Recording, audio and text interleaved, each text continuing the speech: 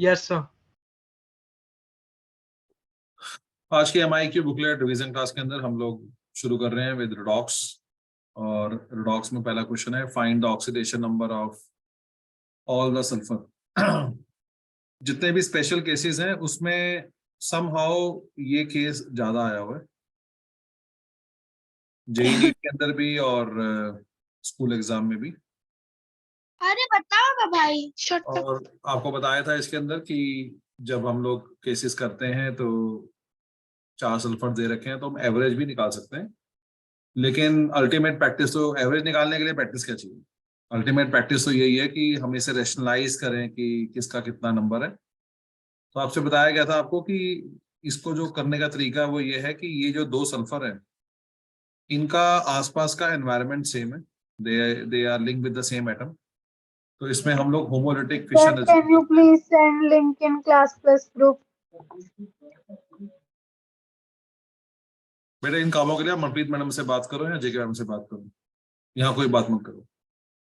तो यहाँ पे हम लोग इसे होमोलिटिक फिशन की तरह ब्रेक करेंगे और इसके 3 टुकड़े हो जाएंगे, SO3 minus, S2 and then again SO3 minus. SO3 minus में हम सल्फर का ऑक्सीडेशन नंबर निकाल सकते हैं। यहाँ पे दोनों सल्फर 0 है क्योंकि अगर एटम अकेला खड़ा हो तो उसका ऑक्सीडेशन नंबर 0 होता है, और अगेन यहाँ पे क्योंकि SO3 माइनस ही है तो इसका ऑक्सीडेशन नंबर +5 आ जाएगा। तो यहाँ पे 4 सल्फर निकले और 4 में से 2 सल्फर तो 0 है और 2 सल्फर का ऑक्सीडेशन नंबर +5 है। हाँ, अगर हम इसका एवरेज निकालें तो 2.5 आएगा, बट एवरेज में मैंने बताया कि उसमें कोई कलाकारी वाली बात तो है नहीं। नोट करो आंसर।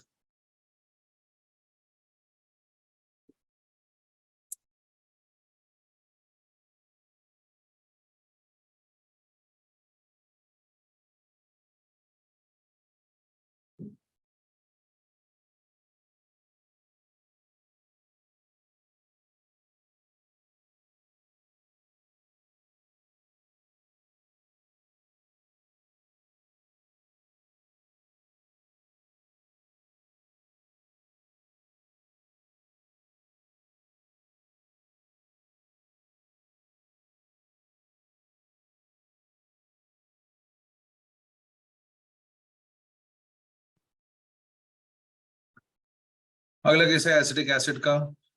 इसमें 2 कार्बन है बेसिकली, और इसको हम ऐसे व्यू करते हैं कि इस तरफ जो कार्बन है उसके साथ 3 हाइड्रोजन लगे हैं और यहाँ पे 2 ऑक्सीजन है। तो हम यहाँ पे एज्यूम करते हैं कि जब यहाँ पे फिशन होगी तो it will be a heterolytic kind of fission, जिससे CH3 पे चार्ज पॉजिटिव आ जाएगा और COOH पे चार्ज नेगेटिव आ जाएगा। इसमें जो कार्बन है उसका चार्ज हम लोग निकालेंगे, -2 आ जाएगा। इसी प्रकार यहाँ जो कार्बन है उसका चार्ज हम लोग निकालेंगे और वो +2 आ जाएगा। तो एनसीईआरटी में 5-6 केसेस थे ऐसे टोटल। KI3 था और Fe3O4 था, इथेनॉल था, Br3O8 था, C3O2 था। मतलब गिनती के केसेस हैं, कहीं भागना नहीं है, कहीं डरना नहीं है। सिर्फ एनसीईआरटी के वो जो 5-6 स्पेशल केसेस हैं उन पे फोकस करना है। अगर आप उनको 1-2 बार रिवाइज कर लोगे, एग्जाम में क्वेश्चन वहीं से आएगा तो देखा हुआ ही लगेगा। Excuse me sir. सर ये COOH में वो ऑक्सीजन ऑक्सीजन की सिंगल बॉन्ड है ना, तो सर ये माइनस नहीं है, नहीं है। क्या तुम कार्बोक्सिलिक का स्ट्रक्चर भूल गए? कार्बोक्सिलिक कैसे बनाते हैं? कार्बोक्सिलिक ऐसे बनाते हैं।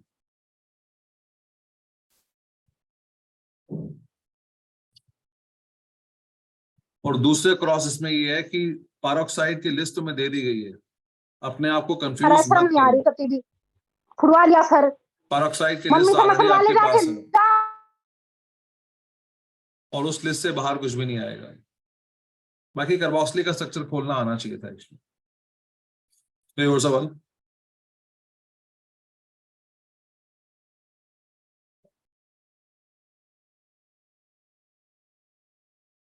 अगला क्वेश्चन है identify oxidising agent and reducing agent in the following cases. तो आप चेक कर सकते हो, यहाँ पे सोडियम का ऑक्सीडेशन नंबर 0 है और यहाँ पे हाइड्रोजन का ऑक्सीडेशन नंबर 0 है। क्योंकि हाइड्रोजन सोडियम के साथ खड़ा है तो यह हाइड्राइड हो गया, ऐसे में हाइड्रोजन पे चार्ज नेगेटिव होता है। सोडियम का 0 से प्लस आना इज ऑक्सीडेशन, हाइड्रोजन का 0 से माइनस आना इज रिडक्शन। जिसकी खुद की ऑक्सीडेशन होती है it act as reducing agent, जिसकी खुद की रिडक्शन होती है it act as oxidising agent. तो सोडियम यहाँ पे रिड्यूसिंग एजेंट है। रिड्यूसिंग एजेंट को रिडक्टेंट भी कहते हैं, ये आप आराम से लिखो, क्योंकि कई बार होता है कि हमारे मुंह पे OARA चढ़ जाता है, तो फिर ये जब क्वेश्चन आता है तो हम कंफ्यूज हो जाते हैं। ऑक्सीडाइजिंग एजेंट को ऑक्सीडेंट भी कहते हैं, नोट करो।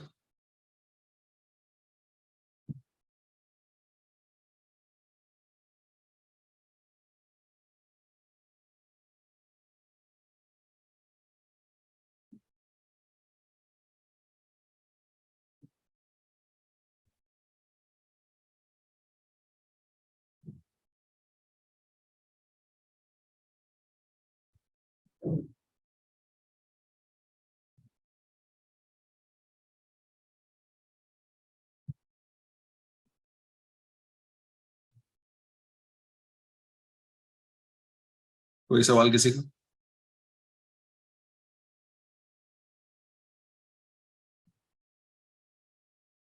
अगला है why nitric acid act as oxidising agent and HCl act as only reducing agent. तो आपको पता है इन क्वेश्चनों में जो सेंट्रल एटम होता है, पहले आपको उसकी ऑक्सीडेशन स्टेट की रेंज देखनी होती है। नाइट्रोजन 3 इलेक्ट्रॉन लेगा तो नोबल गैस बन जाएगा, ऐसा करने पे चार्ज -3 आ जाएगा। नाइट्रोजन 5 इलेक्ट्रॉन लॉस करेगा तो नोबल गैस बन जाएगा, ऐसे में चार्ज +5 आ जाएगा। ये नाइट्रोजन की रेंज है। नाइट्रोजन कभी भी -3 से कम या +5 से ज्यादा ऑक्सीडेशन नंबर नहीं दिखाता। नाइट्रिक एसिड में नाइट्रोजन का ऑक्सीडेशन नंबर +5 है।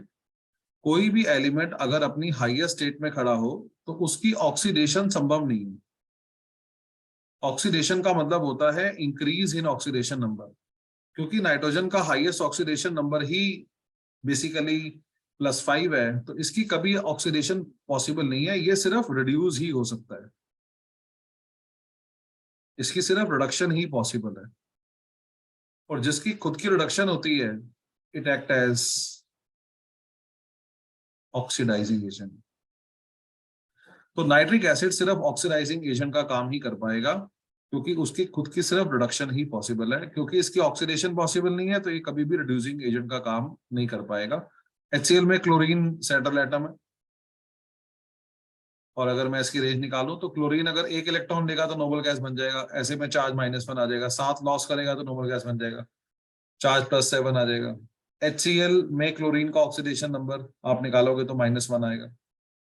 कोई भी एलिमेंट अगर अपनी मिनिमम स्टेट में खड़ा हुआ है तो उसकी रिडक्शन पॉसिबल नहीं है। क्लोरीन -1 से कम का चार्ज नहीं दिखा सकता। ये क्लोरीन ओनली ऑक्सीडाइज हो सकता है, -1 से 0 आ सकता है, -1 से +1 आ सकता है, -1 से +7 जा सकता है। Only oxidation, then you only act as reducing agent.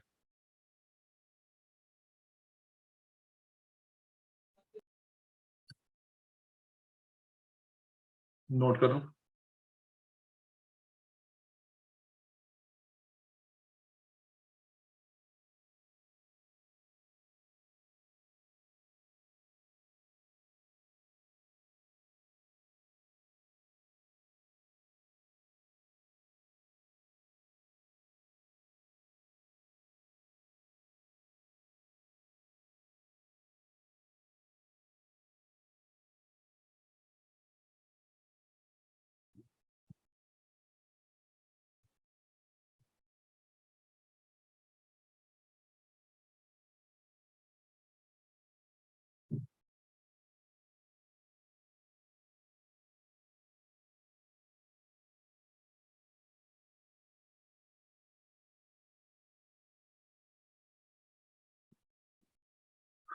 अगला है balance by oxidation number method. तो ऑक्सीडेशन नंबर मेथड नहीं करते क्योंकि इसके आने के चांसेस कम है, तो आयन इलेक्ट्रॉन कर लेते हैं। यहाँ पे H2PO2- दे रखा है आपको। सो आपको पता है आयन इलेक्ट्रॉन मेथड में जो पहला स्टेप होता है वो होता है सेपरेट इक्वेशन, और आपको खास ट्रेनिंग दी गई है कि ये डिस्प्रोपोर्शनेशन रिडॉक्स रिएक्शन है, तो इसके अंदर जब आप इक्वेशन अलग करोगे तो P4 दो अपनी आप से अज्यूम कर लोगे, इक्वेशन अनबैलेंस है, so this is not a wrong assumption. अब मैं इसको बैलेंस करने जा रहा हूं एज पर एसिडिक मीडिया। आपको पता है पहले मेन एलिमेंट बैलेंस करते हैं, तो यहाँ पे 4 फास्फोरस है तो यहाँ 4 लगा देंगे। अगला मेंबर जो बैलेंस होता है वो ऑक्सीजन है, ऑक्सीजन यहाँ पे है नहीं। अगला मेंबर जो बैलेंस होता है वो हाइड्रोजन है, यहाँ पे 4 थी, ये 12 हाइड्रोजन है। जहां हाइड्रोजन कम है वहां H+ लगाओ, जितने हाइड्रोजन कम है उतने H+ लगाओ। और उसके बाद हम लोग चार्ज बैलेंस करते हैं, यहाँ पे 12 पॉजिटिव चार्ज है, यहाँ पे 0 चार्ज है, तो यहाँ पे 12 इलेक्ट्रॉन डाल देंगे। यहां तक आप नोट करो।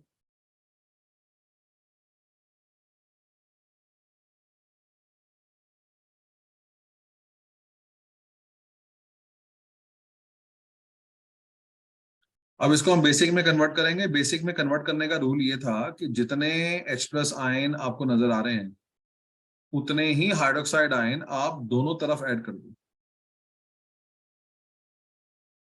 उतने हाइड्रोक्साइड आयन आप दोनों तरफ ऐड कर दो।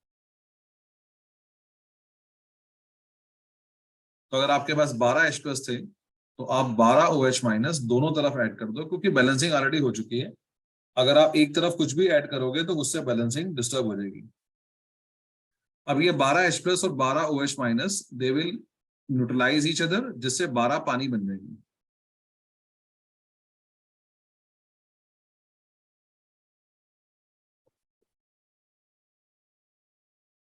यहां तक नोट करो, ये वाली इक्वेशन बेसिक मीडिया के हिसाब से बैलेंस होगी।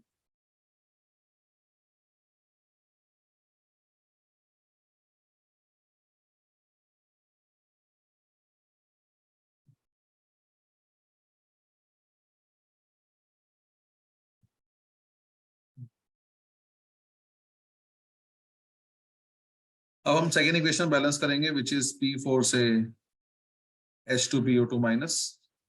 फॉस्फोरस मेन एलिमेंट है और वो बैलेंस नहीं है, तो हमने 4 लगा दिया, बैलेंस हो गया। रिएक्टेंट साइड पे एक भी ऑक्सीजन नहीं है, प्रोडक्ट साइड पे 8 ऑक्सीजन है, तो हमने यहाँ पे 8 पानी। रिएक्टेंट साइड पे 16 हाइड्रोजन है और यहाँ पे 8 हाइड्रोजन है, तो यहाँ पे हमने 8 H+ डाल दी। और अगर हम लोग चार्ज देखें तो यहाँ पे 0 चार्ज है।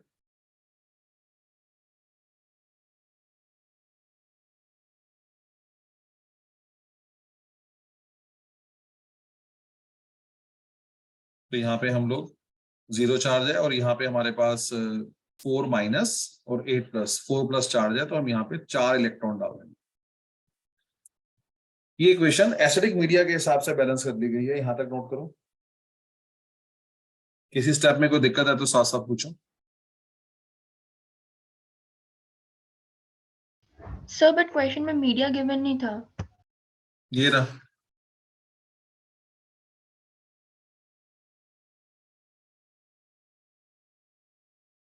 अब इसे हम बेसिक मीडिया में कन्वर्ट करेंगे।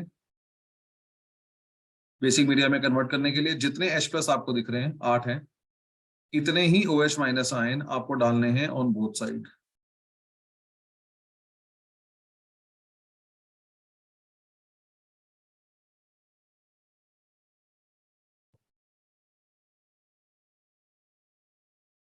वो पानी में कन्वर्ट हो जाएगा।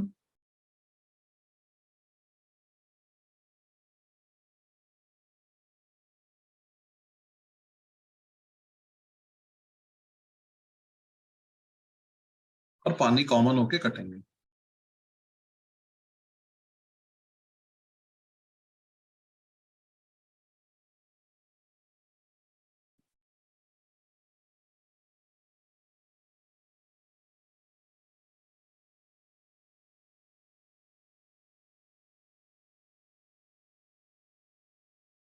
यहां तक नोट करो।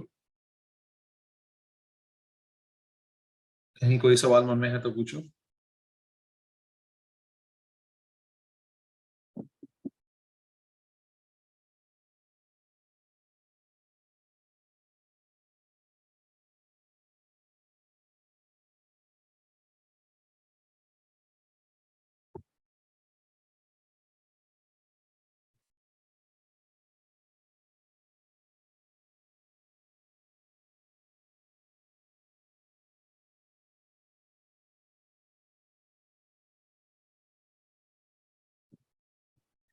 तो यहाँ पे गेन ऑफ इलेक्ट्रॉन हुआ तो ये रिडक्शन इक्वेशन है, यहाँ पे लॉस ऑफ इलेक्ट्रॉन हुआ तो ये ऑक्सीडेशन इक्वेशन है। अब हम इन दोनों इक्वेशनों को ऐड कर लेंगे।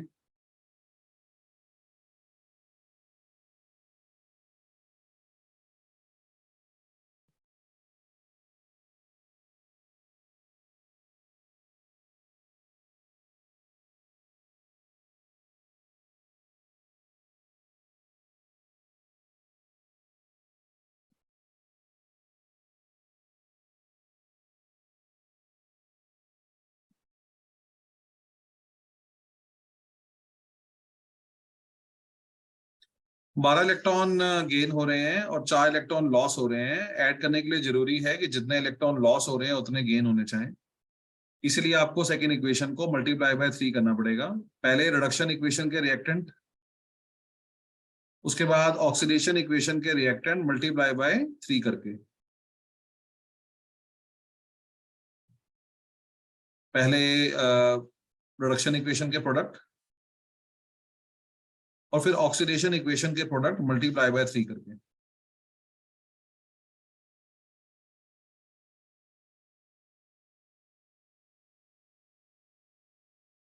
ऐसा करने पे कुछ चीजें कॉमन नजर आ रही हैं, जैसे आप देख सकते हो पानी है और हाइड्रोक्साइड है which are on both side. Sorry, पानी तो इधर ही है सिर्फ, सो पानी नहीं, पानी ठीक है। सो हाइड्रोक्साइड कैंसिल हो जाएगा। P4 एक था, यहाँ पे 3 है, तो ये मिलके 4 हो जाएंगे। 12 पानी ऐसे ही रहेंगे। यहाँ पे 24 हाइड्रोक्साइड है, यहाँ पे 12 हाइड्रोक्साइड है, तो कैंसिल आउट हो गए, यहाँ पे 12 रह जाएंगे।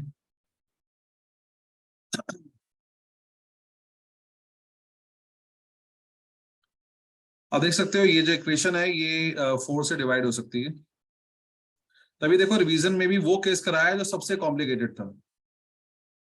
यही बात मैं आपको समझाने की कोशिश कर रहा हूँ, अधूरे मन से पढ़ाई नहीं हो सकती है। एज ए टीचर हमें भी अगर रिवीजन करानी है तो खुले मन से ही करानी है, हमें घास नहीं काटनी है। हम आपको सबसे टफ केस, सबसे यूनिक केस, जिसमें सबसे ज्यादा एफर्ट है, वही केस कराया। एक केस काफी होता है, अगर आप ये केस मन से ध्यान से अपने आप से सही आंसर निकाल गए, क्योंकि इसमें सारा गेम होता है अपने आप से आंसर निकालना।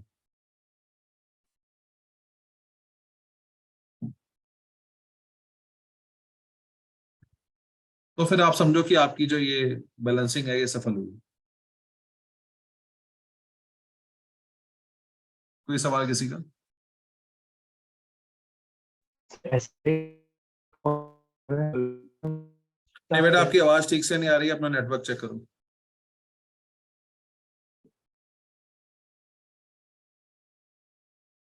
कोई और सवाल?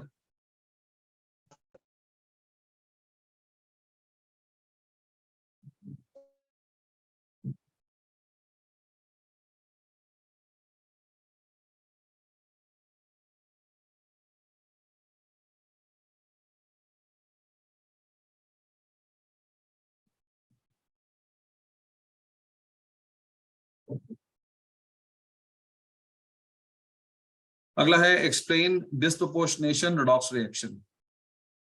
तो आपको याद है एक ऐसा redox reaction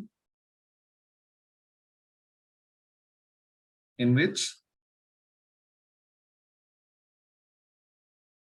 same element oxidize as well as reduce। सबसे आसान एग्जांपल है इसका क्यूप्रस आयन। क्यूप्रस आयन को जब पानी में डालते हैं तो वो कॉपर और कॉपर 2+ में कन्वर्ट हो जाता है। तो कई बार होता है कि हम रिएक्शन भूल जाते हैं, याद नहीं रहता। ये डिस्प्रोपोर्शनेशन का सबसे आसान रिएक्शन है। यहाँ पे 2 कॉपर आयन थे, एक की ऑक्सीडेशन हो गई है और एक की रिडक्शन हो गई है।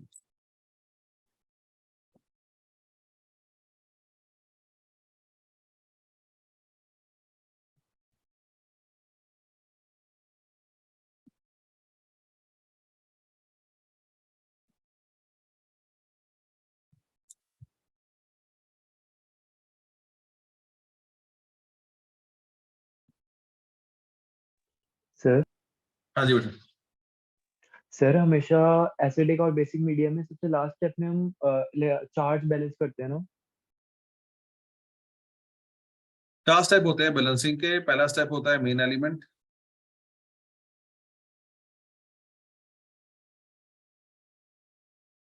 दूसरा होता है आपको ऑक्सीजन बैलेंस करनी होती है, जहां ऑक्सीजन कम है वहां पानी डालो। तीसरे स्टेप में आप हाइड्रोजन बैलेंस करते हो, जहां हाइड्रोजन कम है वहां H+ डालो।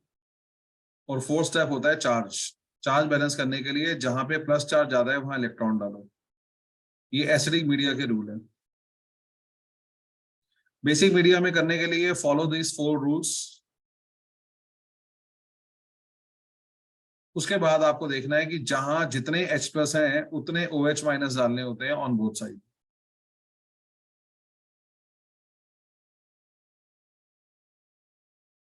अब बोलो तुम क्या पूछ रहे थैंक यू सर। हो? तो और सवाल?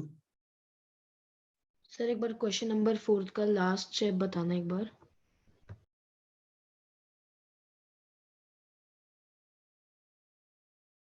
फोर्थ में कौन सा स्टेप बताऊं? सर लास्ट वाला। जो हमने इक्वेशन ऐड करी है, यस सर। इसमें देखो रिडक्शन इक्वेशन में 12 इलेक्ट्रॉन गेन हो रहे हैं, ऑक्सीडेशन इक्वेशन में 4 इलेक्ट्रॉन लॉस हो रहे हैं। रिडॉक्स इक्वेशन में सबसे बड़ा मंत्र यही है कि जितने इलेक्ट्रॉन लॉस हो रहे हैं उतने गेन होने चाहिए। अगर 12 इलेक्ट्रॉन गेन हुए हैं तो फिर 12 इलेक्ट्रॉन कहीं से तो आए होंगे। अभी तो 4 इलेक्ट्रॉन लग रहे आ रहे हैं, यही तो बैलेंसिंग है। इसका मतलब जो सेकेंड रिएक्शन है उसको मल्टीप्लाई बाय 3 करो। ऐसा करने पे क्या होगा, 4 3 12 हो जाएगा। ये सब कुछ 3 से मल्टीप्लाई हो गया। ये देखो, ये सब कुछ 3 से मल्टीप्लाई हो गया लाइक दिस। तो अब 12 इलेक्ट्रॉन आपके गेन हुए थे, तो 12 इलेक्ट्रॉन लॉस हो गए, तो अब इलेक्ट्रॉन आपके कैंसिल आउट हो जाएंगे। That is the main M. बाकी चीजें अपने आप ऐड हो जाएंगी। अब बताओ आपको क्या समझ में नहीं आ रहा? Okay sir.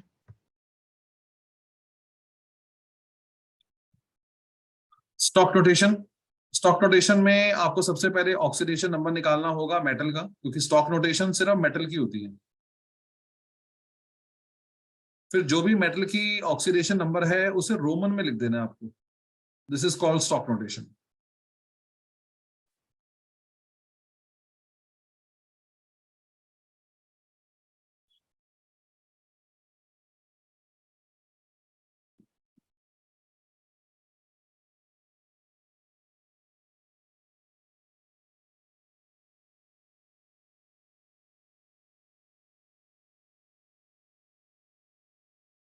अगला आ रहा है आइडेंटिफाई रिडॉक्स रिएक्शन। आपको बताना है इनमें से कौन सा रिएक्शन रिडॉक्स रिएक्शन है। रिडॉक्स रिएक्शन कोई है या नहीं है उसको चेक करने का आसान तरीका होता है, आपको हर एलिमेंट का ऑक्सीडेशन नंबर लिखना पड़ता है। आपको याद है कैल्शियम किसी के साथ भी कंपाउंड बनाएगा, ऑक्सीडेशन नंबर फिक्स है +2। ऑक्सीजन नॉर्मली -2 होता है। तो कैल्शियम का ऑक्सीडेशन नंबर पता है, ऑक्सीजन का अगर पता है तो हम यहां से कार्बन का ऑक्सीडेशन नंबर निकाल सकते हैं, जो इस केस में +4 आ रहा है। कैल्शियम अगेन किसी के साथ भी कंपाउंड बनाएगा तो +2, ऑक्सीजन -2।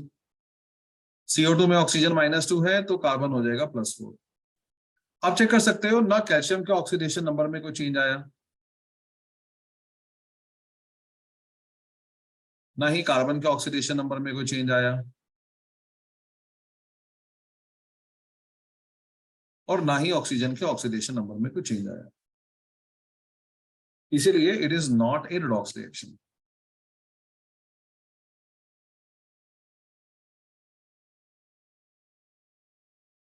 नोट करो।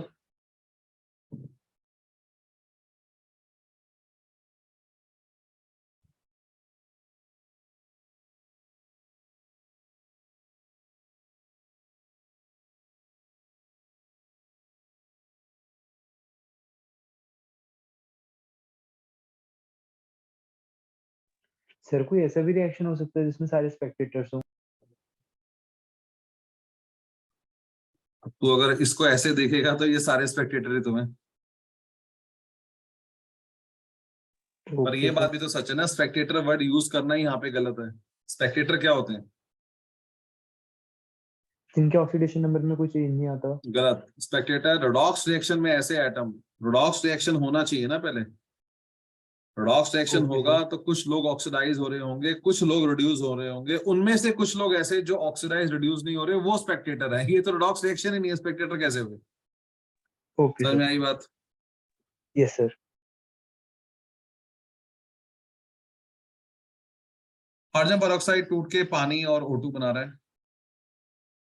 क्योंकि ये पेरोक्साइड है तो इसमें ऑक्सीजन का ऑक्सीडेशन नंबर -1 है, पानी में ऑक्सीजन -2 है, ऑक्सीजन अकेली खड़ी है तो 0 है, ऑक्सीजन ही रिड्यूस हो रहा है, ऑक्सीजन ही ऑक्सीडाइज हो रहा है।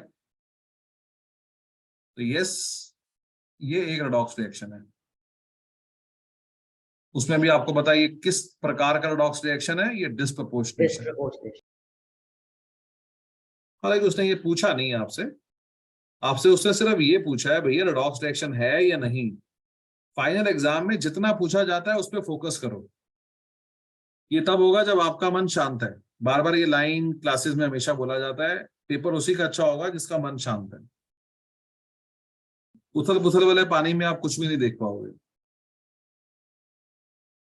पेपर को आराम से पढ़ना चाहिए। जितने जो पूछा गया है, कहीं पूछो, कहीं वाई लिखा है तो रीजन देना है, नहीं लिखा तो नहीं देना है। आपसे उसने टाइप पूछी नहीं है, बताने का कोई मतलब नहीं है। टू द पॉइंट चलते रहो, खासकर जो एवरेज बच्चे हो। कौन दिखाएगा डिस्प्रोपोर्शनेशन? तो डिस्प्रोपोर्शनेशन की क्वालिफिकेशन आपको पता ही है, बार बार हम सबसे ज्यादा इसको पढ़ाते हैं। एक ही एलिमेंट अगर ऑक्सीडाइज और रिड्यूस दोनों हो तो उसे डिस्प्रोपोर्शनेशन कहते हैं। क्लोरीन की रेंज अभी आपने देखी थी, 1 इलेक्ट्रॉन लेगी नोबल गैस बनेगी, 7 इलेक्ट्रॉन लूज करेगी नोबल गैस बनेगी। रेंज -1 से +7 है। Cl- में क्लोरीन का ऑक्सीडेशन नंबर -1 है और ClO+ में क्लोरीन का ऑक्सीडेशन नंबर +1 है। मैं यहाँ पे निकाल के दिखा देता हूं, हालांकि अब ये आपका इसमें हाथ बैठा होना चाहिए। तो आप देख सकते हो क्लोरीन यहाँ पे अपनी मिनिमम स्टेट में है, तो ये रिड्यूस तो हो नहीं सकती, सिर्फ ऑक्सीडाइज ही हो सकती है, इसलिए डिस्प्रोपोर्शनेशन पॉसिबल नहीं है। आपको पता है कोई एलिमेंट अगर अपनी बीच की स्टेट में होता है तभी वो डिस्प्रोपोर्शनेशन दिखा सकता है। तो आप इसको ऐसे भी समझ सकते हो कि जो लोग डिस्प्रोपोर्शनेशन दिखाते हैं वो oxidising agent as well as reducing agent दोनों का काम करते हैं।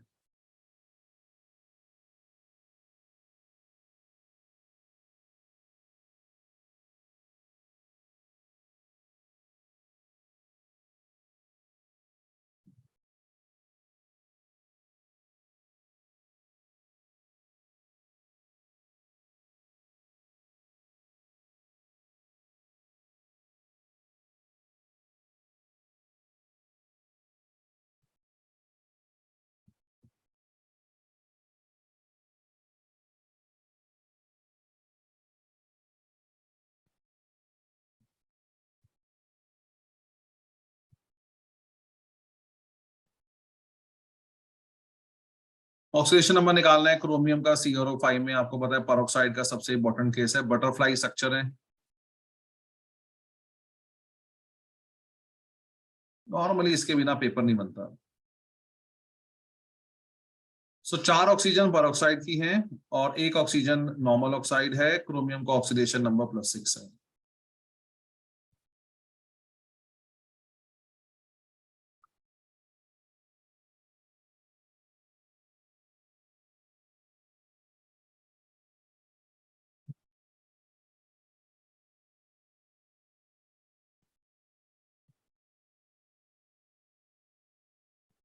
अगला क्वेश्चन है कि फोटोसिंथेसिस की इक्वेशन लिखने का ये सही तरीका नहीं है, क्योंकि radio active tracer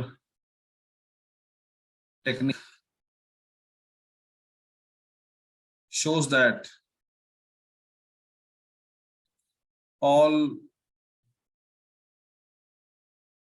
oxygen molecules came from water। तो रेडियो एक्टिव ट्रेसर टेक्निक ये बताती है कि जितने भी ऑक्सीजन गैस के मॉलिक्यूल पैदा हो रहे हैं वो सारे पानी से हो रहे हैं।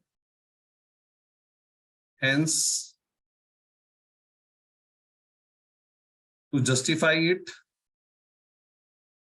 इस बात को जस्टिफाई करने के लिए कि सारे ऑक्सीजन, क्योंकि ऐसे तो जस्टिफाई हो नहीं पाएगा ना, यहाँ पे 12 ऑक्सीजन है, यहाँ पे 6 ऑक्सीजन है, तो मैं ये कैसे बच्चों को बताऊंगा कि 6 ऑक्सीजन 12 में कन्वर्ट हो गए? तो मुझे यहाँ 12 पानी लेने पड़ेंगे। इसका मतलब रिएक्शन में शुरुआत में 12 पानी के मॉलिक्यूल रिएक्ट करते हैं, रिएक्शन के दौरान 6 पानी दोबारा बनते हैं, दैट इज सेपरेट स्टोरी। तो this is more appropriate way of writing the equation. इससे फिर हम समझा सकते हैं कि हाँ, सारे जो ऑक्सीजन एटम है 12 के 12 they are coming from water.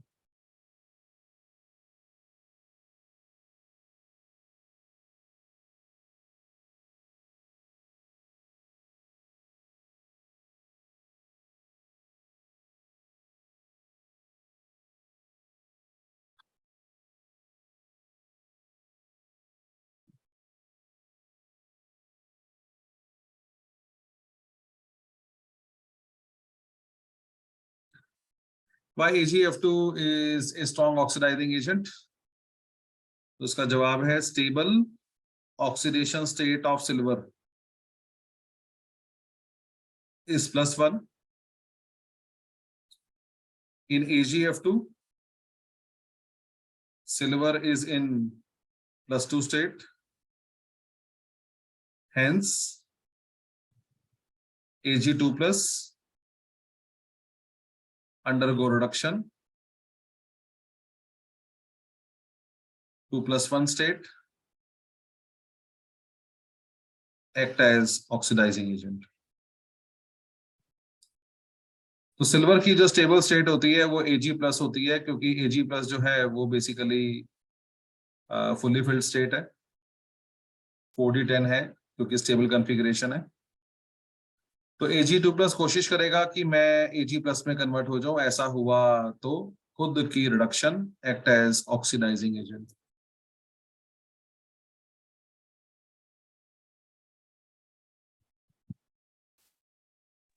Sir ये इलेक्ट्रॉन रिएक्टेंट साइड नहीं आएगा?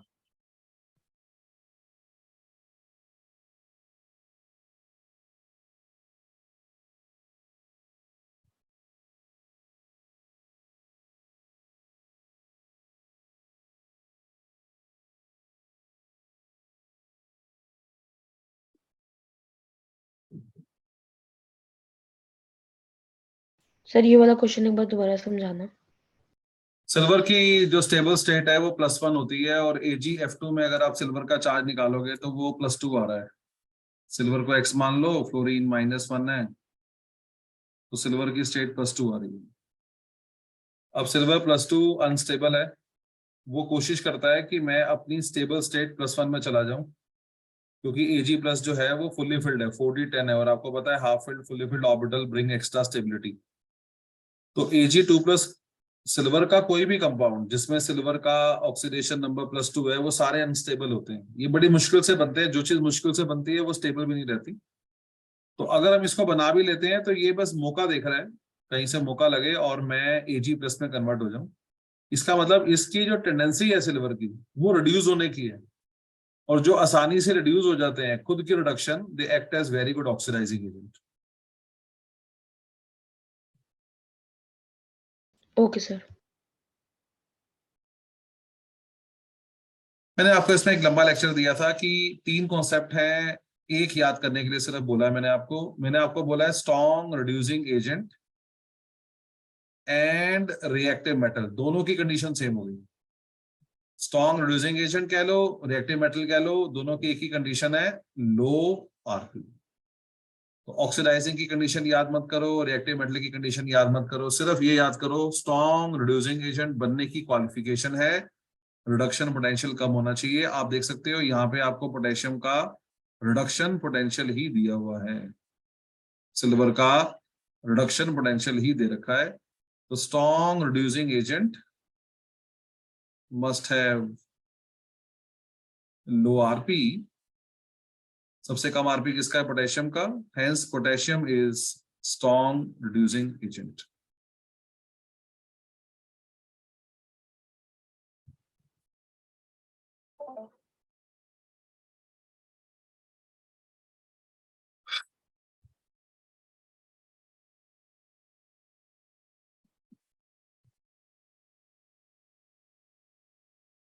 आपको एक सेल में हो रही इक्वेशन दे रखी है, और इस इक्वेशन को देख के आपको सवालों के जवाब देने हैं। पहले आप देख सकते हो यहाँ पे जिंक की हो रही है ऑक्सीडेशन,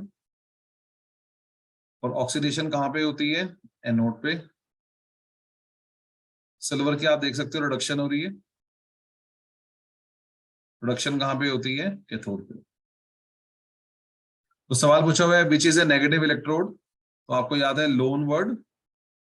किसी भी सेल में लेफ्ट साइड पे ऑक्सीडेशन होती है उसे एनोड कहते हैं और वो नेगेटिव होता है। और यहाँ पे एनोड कौन है? जिंक, इसलिए जिंक जो है वो नेगेटिव इलेक्ट्रोड है। Current carrier in the cell, तो मैंने आपसे कहा था electron in outer circuit, with diagram मैंने करवाया हुआ है, आप रिवाइज कर सकते हो। आयंस इन इनर सर्किट, जो सॉल्यूशन वगैरह होते हैं वो इनर सर्किट होते हैं, उनमें आयंस मूव करते हैं।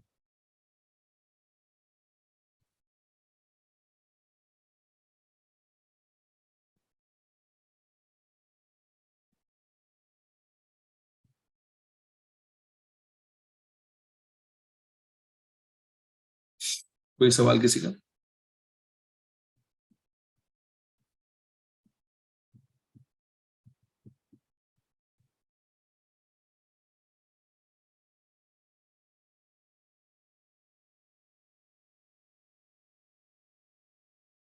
तो यहाँ पे ये रेडॉक्स का पैकेज खत्म होता है।